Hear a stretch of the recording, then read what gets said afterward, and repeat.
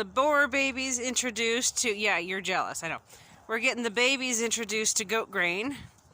Now, usually I like to give their grain to them soaked, but because they've not had grain, at least to my knowledge, they have not had grain. Just so they can kind of get a taste for it. We're starting it off not soaked. And I'm also not soaking it because if it sits and it gets really cold today with this weather, I mean, we're just barely finally hit the 40s. You two, you're figuring this out. Big guy there on the left really doesn't need a whole lot of help with his weight. He's doing amazing. But little guy on the right, all the food he can eat, keep him so he doesn't end up not being show weight. But, yeah. And then the little girls, the little divas. Hi, babies. No? You were just trying the grain a minute ago. Nikki and Piglet are having a conniption that they don't have their grain right now. Yeah. What are you doing? You two. Go figure. The boys have got this figured out. Little man there on the right, he has had his head in the feed almost non-stop, which is great. I've got the alfalfa. It's tucked in their house in there. You can kind of see it up the green on the left in the doorway. But I tucked it in there so that it wouldn't be out in the weather. Is it good stuff? So they're great. The feed that I'm giving them, it's not a grower feed. It's just the dairy goat, just standard goat grain that I give the rest of everybody else. So I will get them some actual goat grower feed. But I just want them to get used to the idea of grain. And then the pellets, there's alfalfa pellets and then grass pellets in there. So they're getting that. So they've got the alfalfa hay and then they've got the pellets. Now usually I don't like to grain boys because of the issues with urinary calculi. Our grain that we do feed does have the medication in it to help prevent that. I'm going to just try to just push the pellets more than the grain and just watch their weight. It's so hard with urinary calculi. You don't want to lose them, but you also don't want to underfeed and then go to the fair or a show and your goat's underweight. So, yeah. You two, look at this. You spilled it. You made a mess. Glad I cleaned your pen yesterday for you. Look at that. You're making a mess.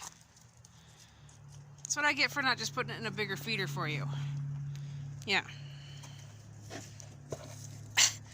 Okay, so you two are not graceful. At all. Gosh. Girls. Alright, note to self. Much bigger grain feeder for the girls. You guys have got it figured out, though. Good stuff, huh?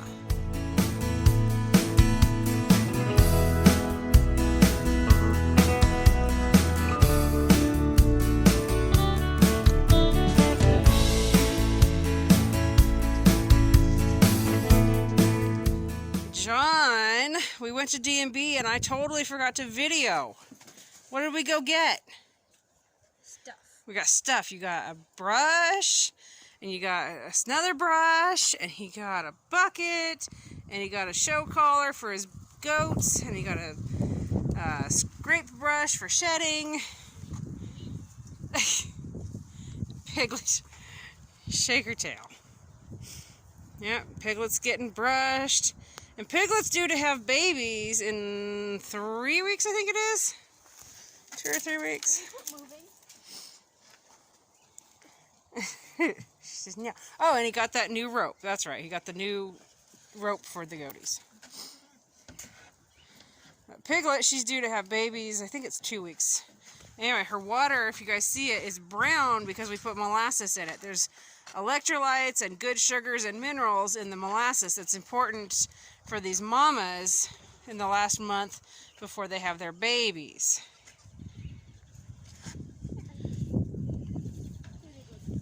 Yes. You about ready to walk her? Yes. Gotta take her for a walk so she stays active.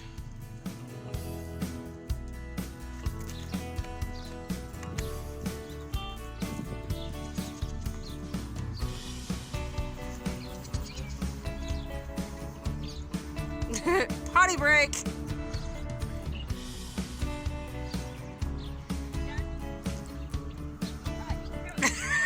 Fat little piggy. She says, "Huh, that thing got me."